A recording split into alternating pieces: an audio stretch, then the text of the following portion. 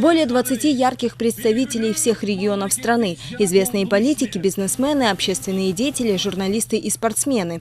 Вместе под одним флагом и под одной идеей – создания сильного и процветающего государства. Практически каждый член партии – человек известный, пользующийся уважением среди населения. Здесь нет случайных людей. И судя по тому, как встречали Ашани партийцев, можно с уверенностью сказать, что партию Кыргызстан любят, на нее надеются и в нее верят.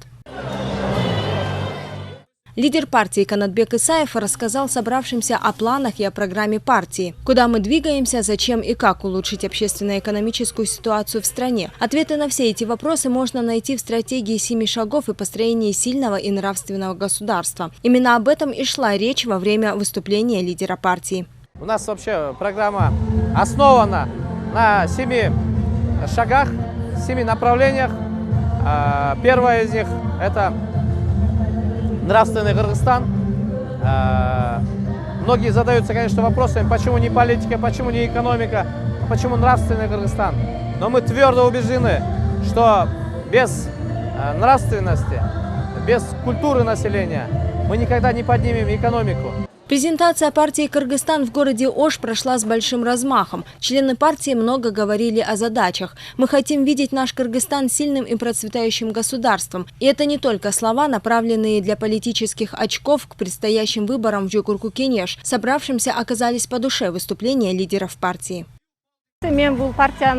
Я посмотрела на состав партии и убедилась в том, что там настоящие профессионалы. Мы видели много партий, но здесь много молодых и перспективных людей. Позже выступили звезды отечественной эстрады, известные исполнители и восходящие звезды. Ранее лидеры партии «Кыргызстан» встречались с представителями диаспор, населяющих южный регион. Лидеры партии поприветствовали старейшин и общественных деятелей города Ош. Сразу нескольким домам Ошской области была оказана финансовая помощь.